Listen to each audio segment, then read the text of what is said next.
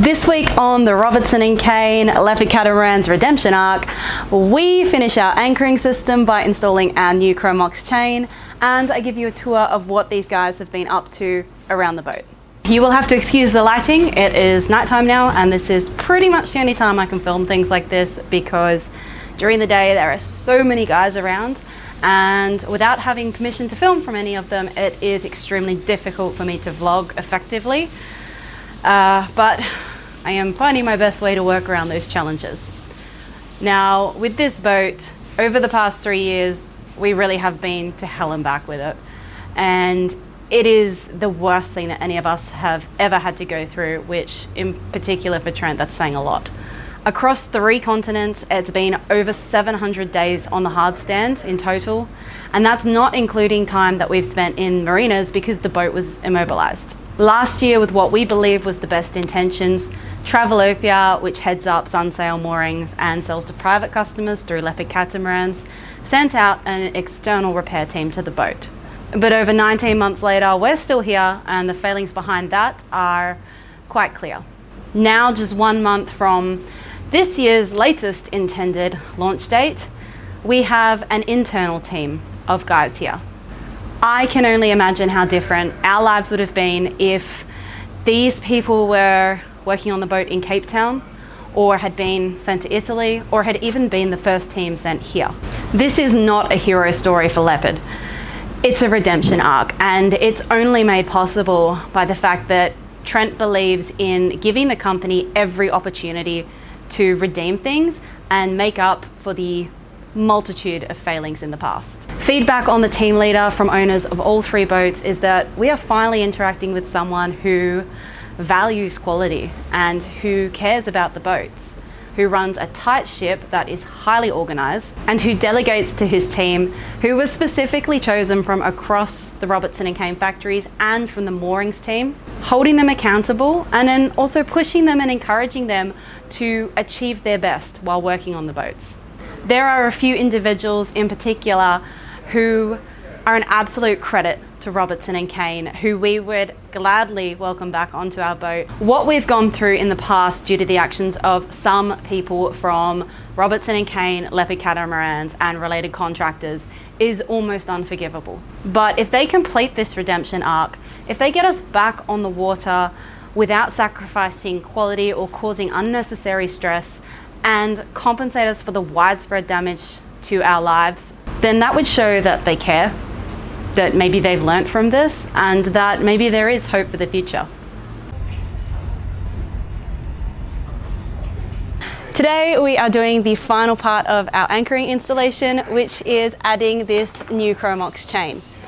Now what we need to do is put the Cromox chain into the boat, then attach our Mantis anchor, pull that up, and we're going to make a handle that is part of the new system that we've designed to help hold our anchor static when we're underway and make sure it doesn't rock or swing back and forth and hit the hull and damage the gel coat, which is something that is pretty common on cats with anchoring designs like this.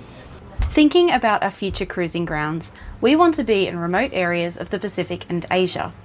It's not always easy to get high quality chain in those areas, which got us thinking about stainless steel chain.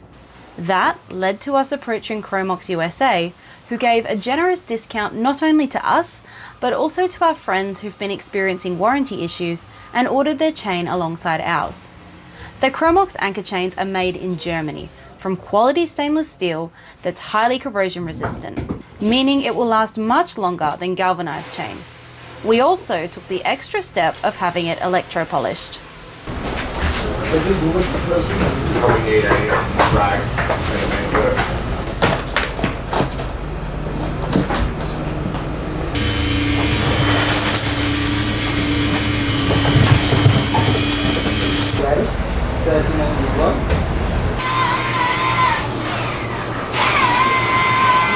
What Tynan's doing at the moment is he's just using a large stainless steel shackle to attach the chain to the link on the boat.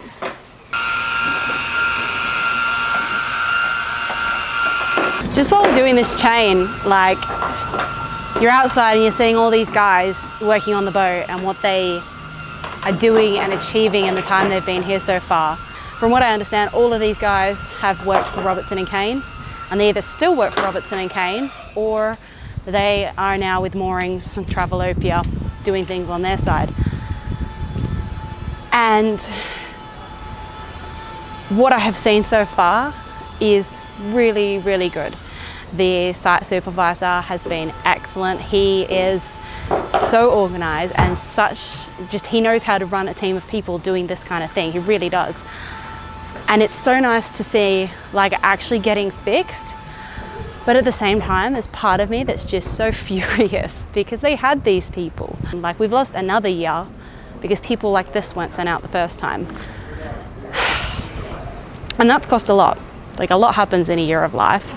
A lot has happened back home that I've not been able to be there for, and that is not something that, out of respect for my own family, I want to talk about publicly. But a lot has happened and I've had to be here. So it's so good to see the boat getting fixed, but it's just such a level of fury at the same time.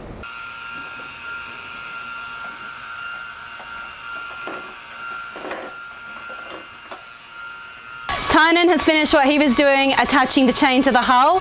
So now what we need to do is bring the rest of it up. So, chain up, Scotty.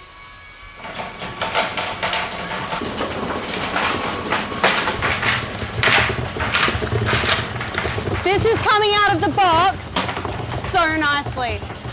And it sounds like it's doing the same up the top.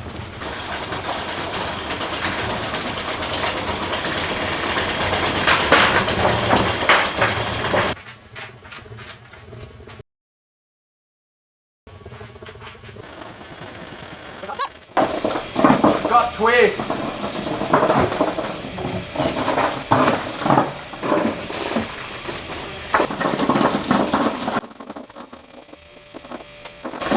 Two.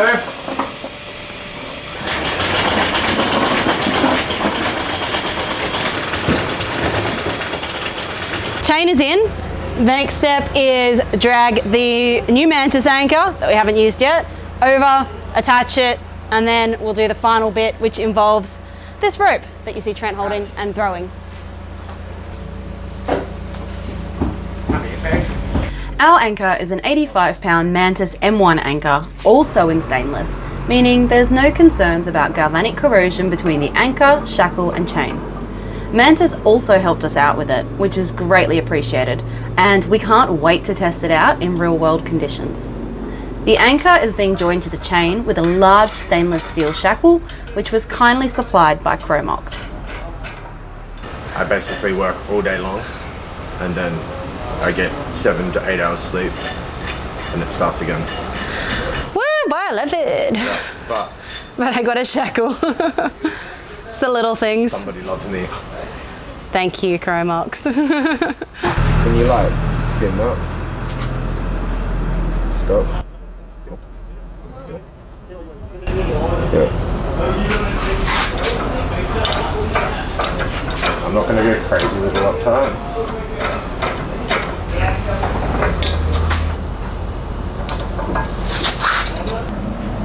So this I might cut this a bit shorter. The split pin for the shackle was a little bit long, so they've just used a 1mm grinder disc, cut it short, and now Trent's filing it to give it a nice little edge.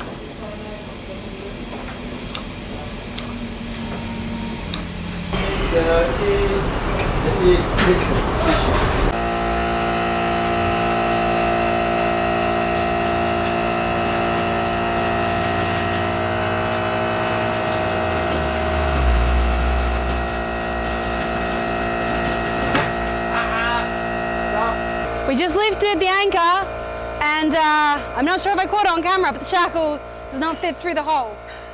So now it's time for a bit of mangineering.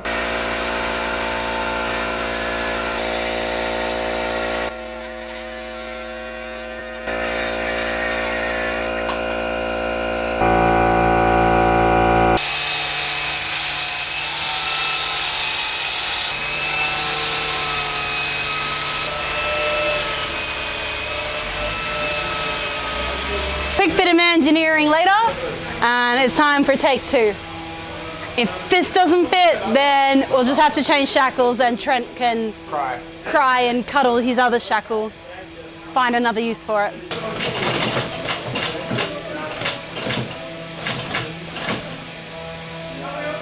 Looks alright.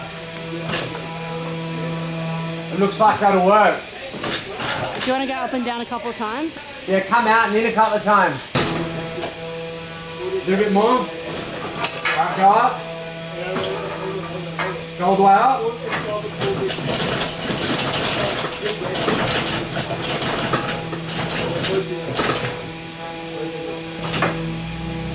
Oh yeah. Oh yeah.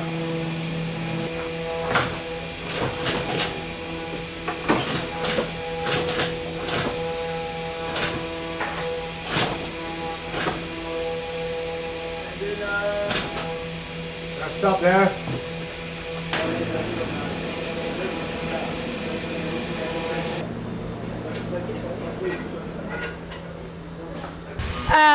It's a bit loud in the tent at the moment, so I just came out here.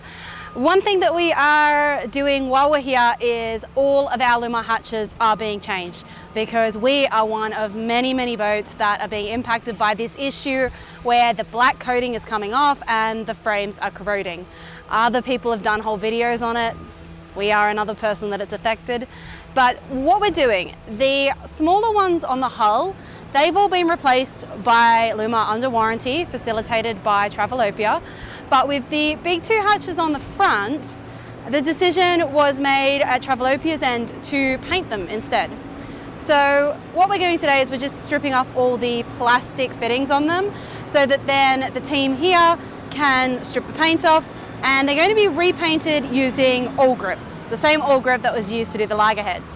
So this is a bit of an experiment, but information from other Leopard owners and other boat owners who've had this problem is that the paint seems to be a much better permanent solution than just getting more of the hatches from Lewmar.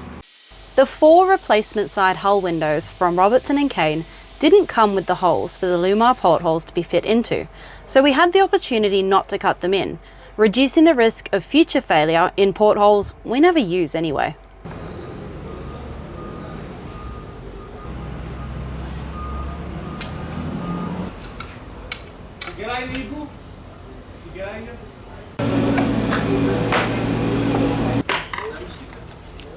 This is one of the hatches that was already taken off, and as you can see, the guys have started working on. So once it's stripped, it will be completely bare aluminium, or aluminum if you are American, and it's going to be primed with the all grip primer that is specific for this application, and then finished with that super jet black, which, as I said before, is what we use to paint the loggerheads on the side of the boat. Hopefully this proves to be the permanent solution, and if it is, if we do have problems down the road with the new ones on the hulls, then this is the sort of process that we're going to have to follow with them as well.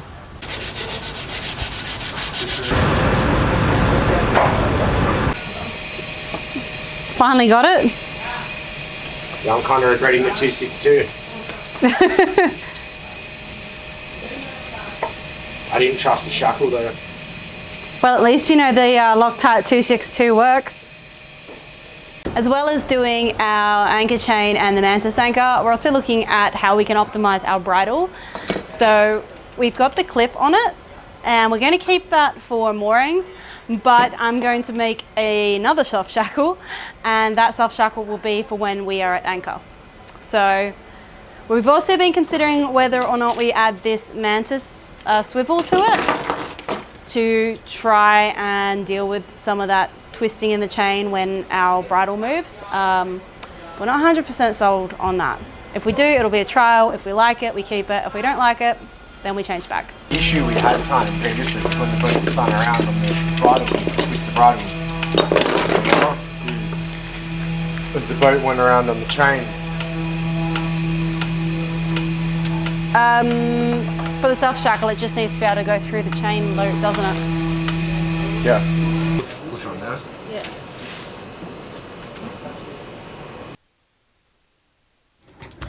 Well, this one was a little tech fail. Turned out our new mics, which arrived this week, weren't properly plugged into the camera, so I lost all sound. What a nugget. What I was trying to tell you was that we came up with a rope system to help lock our anchor in place when underway, and the finishing touch was to be a loop at the end of that rope to make it easier to pull into place.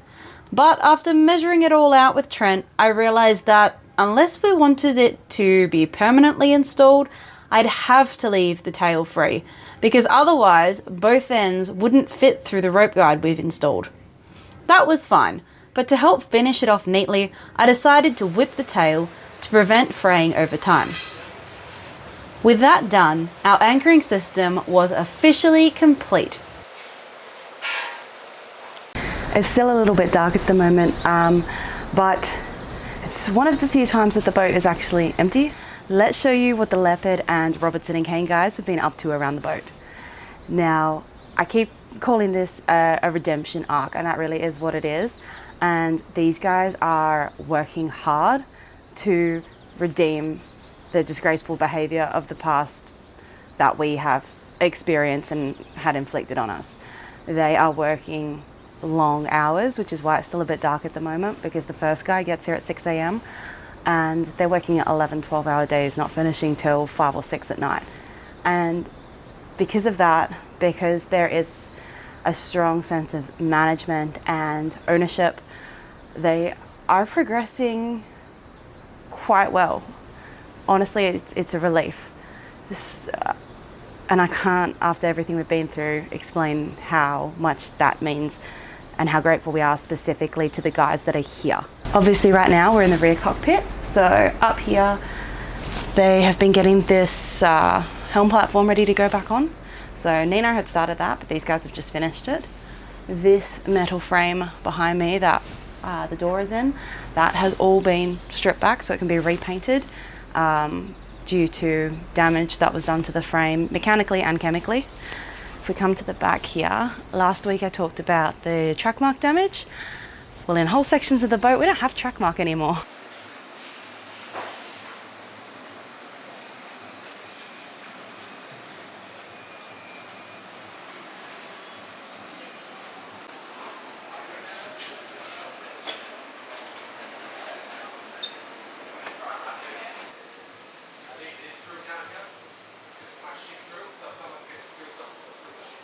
I'll supplement this with some daytime footage that's easier for you guys to see, but this is really the only time that it's quiet because, like I said, these guys are working really long hours, and then of course we're still doing things at night. We've still got Nino working too. So this is when it's quiet and you can actually hear me. Going up the deck, aside from the fact that the deck is pretty clean, which I haven't seen for a while, they have been cleaning and dealing with the scratches and gouges that were in our hatches from previous people not using deck protection and dragging leads and just flicking substances. They've cleaned them, and then now that they've cleaned them, they've covered them to prevent it happening again.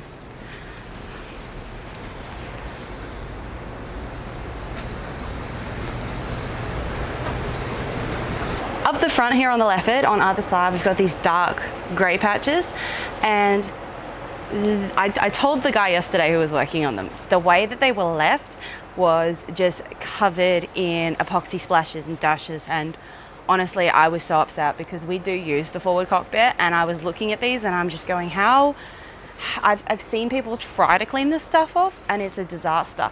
How are they going to clean this off? I just didn't know how they would ever be able to fix it properly.